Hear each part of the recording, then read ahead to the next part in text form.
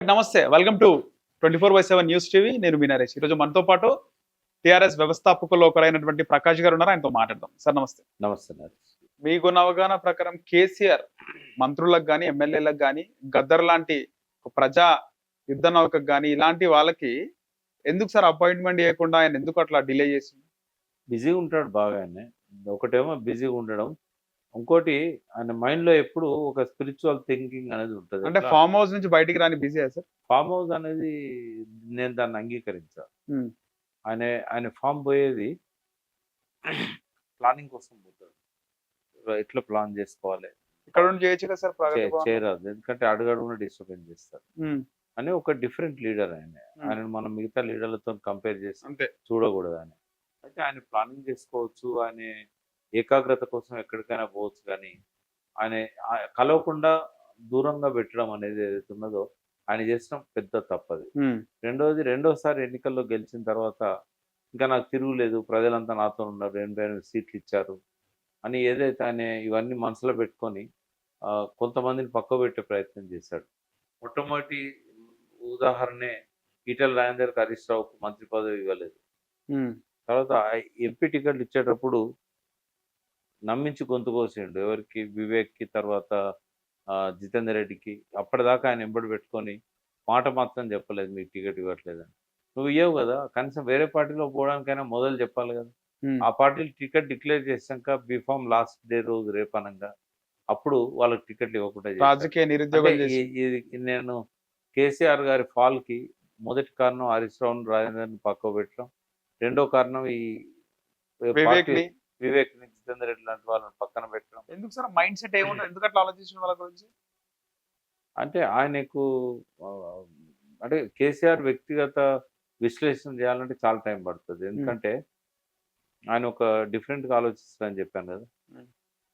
ఆ, ఎదుగుతున్న వాళ్ళను, ఎదిగిన వాళ్ళను ఎంకరేజ్ చేయడు కేసీఆర్. చేయడు. అది ఆయన తీసుకున్న లైన్ అది. ఓకే. సో అందుకని వివేక్ అప్పటికే ఎంపీ ఉన్నాడు కదా సార్ వివేక్? అంటే దళితులలో ఒక ఉన్నత శిఖరం లాగా ఎదిగిన వ్యక్తి వివేక్. వివేక్ రేపు ఎప్పుడైనా దళిత ముఖ్యమంత్రి అయ్యే అవకాశం ఉంటే వివేక్ ఉంటుంది. ఉమ్, ఫైనాన్షియల్ గా స్ట్రాంగ్ ఉన్నాడు. ఉమ్. ఆయన చేతిలో పత్రిక ఉంది, ఆయన చేతిలో ఎలక్ట్రానిక్ మీడియా మీడియా ఉంది. ఛానల్ ఉన్నది, రీడింగ్ ఛానల్ అది. కేంద్రంలో కూడా కాంటాక్ట్స్ కేంద్రంలో బాగా కాంటాక్ట్స్ ఉన్నాయి, కాంగ్రెస్ వాళ్ళతో బాగా సహకారం తీసుకోగలిగిన శక్తి ఉంది, ఇవన్నీ ఉన్నాయి. జితేందర్ రెడ్డి కూడా అంతే. మోడీ గారు, జితేందర్ రెడ్డి గారు బాగా సన్నిహితులు. మోడీ గారి ఇంట్లోనే, మన జితేందర్ రెడ్డి గారి ఇంట్లోనే ఒకప్పుడు చిన్న అవుట్ హౌస్ లో మోడీ గారు ఉండేవారు. ఒక ఎంపీ క్వార్టర్లో చిన్న పని మనుషులు ఉండే ఒక చిన్న క్వార్టర్లో మోడీ గారు ఉండేవారు. ఎక్కడ సార్ అది? ఢిల్లీలో ఢిల్లీలో 90s లో. ఓకే. అప్పుడు ఆయన బీజేపీ నుంచి గెలిచారు. ఉమ్. గెలిచినప్పుడు మహబూబ్నగర్లో ఆయన ఎంపీగా ఉండే. జితేందర్ రెడ్డి ఆయన క్వార్టర్లోనే చిన్న అవుట్ హౌస్ లో ఉండేవాడు మోడీ. అప్పుడు గుజరాత్ ముఖ్యమంత్రి కాలేదు. ఆయన ఎమ్మెల్యే కూడా కాదు, నేరుగా ముఖ్యమంత్రి అయ్యాడు. సో అట్లా జితేందర్ రెడ్డికి ఆయనకున్న సంబంధం కొంత కేసీఆర్ను అనుమానించే విధంగా తయారైంది. ఎప్పుడు పోయినా కూడా జిత్తు బా ఏడి అని చెప్పి అడిగేవాడు. అట్లా రేపు మెజారిటీ తక్కువ వచ్చినప్పుడు ఈయన పార్టీ జంప్ చేస్తాడేమో, ఇటువంటి అనుమానాలు ఆయన మనసులో ఉండొచ్చు.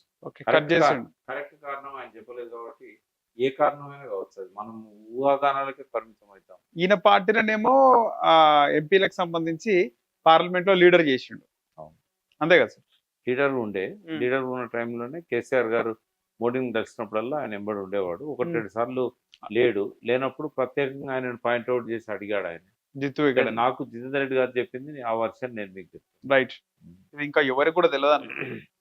సో ఇక వివేక్ ఏమో ఎదిగొచ్చాడు బాగా, అట్టడుగు వర్గం నుంచి ఒక ముఖ్యమంత్రి స్థాయిలో ప్రజలు ఊహించగలిగే స్థాయికి ఎదిగాడు. ఇటువంటి కొంచెం అంటే రాజకీయాలలో నాయకులకు రకరకాల ఆలోచనలు ఉంటాయి. ఆలోచనల ఫ్రేమ్ లో ఇది ఫిట్ కాదు. Right sir. వివేక్ గారి గురించి మాట్లాడుకోవాలంటే మొట్టమొదట ఆయన 2014లో బల్కస్వామి మీద ఓడిపోయినాడు అనుకుంటా.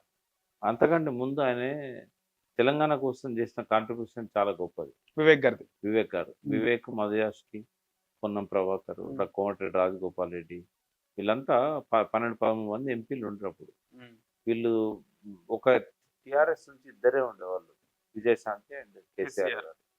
సో ఆ పార్లమెంట్లో బిల్లు పెట్టడానికి ముందు ఆ కథ అంతా నడిపింది ఆ 13 మంది 12 మంది కాంగ్రెస్ ఎంపీలు. ఎంపీలే. సర్వే సత్యనారాయణ, బలరాం నాయక్ కూడా మినిస్టర్ ఉండేవాడు, అవును సార్. జైపాల్ రెడ్డి మినిస్టర్ కేంద్ర ఉండేవాడు. మంత్రుడే సర్వసత్యనారాయణ. జైపాల్ రెడ్డిది కూడా చాలా ఇంపార్టెంట్ రోల్. ఇవన్నీ కూడా ఇప్పుడు డైల్యూట్ అయిపోయినాయి. బట్ చరిత్ర మర్చిపోయినారు. కేసీఆర్ ఒక్కడే కనబడ్డాడు కదా సార్.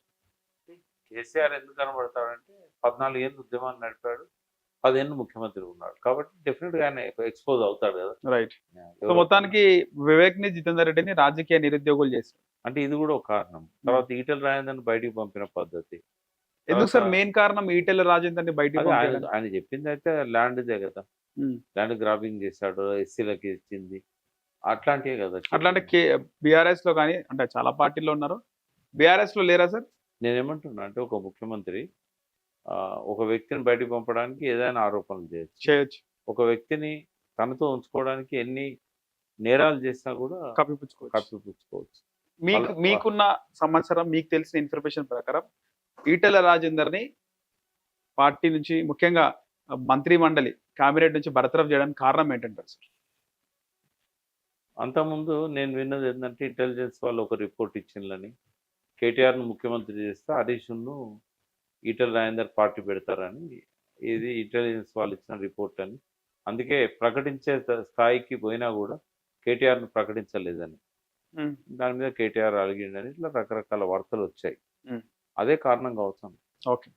2018 తర్వాత నిజంగా మీరు అన్నట్టే 6 నెలల్లో కేటీఆర్ ని ముఖ్యమంత్రి చేస్తాడు కేసీఆర్ అనేది విన్నాం. చేయాల్సిందే. ఓకే. చేస్తే ఇవాళ ఈ పరిస్థితి ఉండదు. ఇంటెలిజెన్స్ రిపోర్ట్ ప్రకారం హరీష్ రావు, ఈటెల రాజేందర్. అది వాస్తవం కాదు నాకు తెలిసి, ఎందుకంటే Right. ఇద్దరు నాకు సన్నిహితులు. ఈటెల రాజేందర్ ఈటెల రాజేందర్ కి హరీష్ రావుకి మంచి సాన్నిహిత్యము. ఈటెల రాజేందర్, హరీష్ రావు అంటోళ్ళు మీతో కూడా మంచి సన్నిహితంగా ఉంటారు. వాళ్ళు రిలేషన్షిప్ అంటే ఏందో వాళ్ళకి తెలుసు. ప్రజలందరితో మంచిగా ఉండే వ్యక్తి. మంచుకుంటారు. ఒక అపోజిషన్ లీడర్ వచ్చినా కూడా పనులు చేసి పెడతారు. ముక్కు మందేలో వచ్చి చారిటీ అడిగినా డబ్బులు ఇస్తారు. సో వాళ్ళకున్న ఫాలోయింగ్ వేరు. ఈటెల రాజేందర్ నేనే జాయిన్ చేసిన టీఆర్ఎస్ లో ఎంకరేజ్ చేశాను. నా దగ్గరికి 2 సార్లు వచ్చాడు నన్ను కేసీఆర్ కు పరిచయం చేయమని. సో ఫైనల్ గా మధుసూదనాచారి నేను ఇద్దరం కూడా ఆయన రావడానికి ఇంపార్టెంట్. అయితే ప్రజలలో అభిమానం ఉన్న నాయకులు వీళ్ళు కానీ హరీష్ గారు. మొన్న కూడా ఒక కార్యక్రమంలో ఇద్దరు కూర్చొని లంచ్ చేస్తున్నారు. ఎక్కడైనా ఉంటారు, హరీష్ రావు, ఈటెల రాజేందర్ ఉంటారు. మామ ఏమన్నాడా హరీష్ రావు అని, ఎందుకు మాట్లాడుతున్నావు? పాలిటిక్స్ లో అట్లుంటాయా ఉండే ఏమన్నాడు ఈటెల అని కూడా కలుస్తారు కదా. ఇప్పుడు ఏమన్నాడు చెప్తారు కదా, అంత టైం ఎందుకుంటుంది చేశారు. అంటే ఒకటి ఏంటంటే వాళ్ళిద్దరు కలిస్తే బీఆర్ఎస్ కొంచెం థ్రెట్ ఉంటుంది అనేది ఆయనకు వచ్చినట్టుంది ఆలోచన. దాంతోనే ఆయన ఉపసంహరించుకున్నాడు. కేటీఆర్ అనౌన్స్ చేసేది ఆ కార్యక్రమం లేదుగా. ఆయన అన్నాడు నేను ఆరోగ్యంగా ఉన్నంత కాలం నేనే ఉంటాను అని చెప్పాడు. అది కారణం కావచ్చు ఆయన రాజేందర్ని బయటికి పంపడానికి. అది కూడా హుజూర్ నగర్ రిజల్ట్ పోలింగ్ అయిన రోజు, రిజల్ట్ వచ్చిన రోజు ఇమ్మీడియట్ గా అదే రోజు చేశాడు. అది 5 గంటలకు ఆడ పోలింగ్ బంద్ అయినట్టుంది, 6 గంటలకు ఏమో ఇక్కడ అనౌన్స్ చేశాడు కేసీఆర్ ఈటెల రాజేందర్ మీద. అంటే ఇవన్నీ పాలిటిక్స్ లో ఉంటాయి.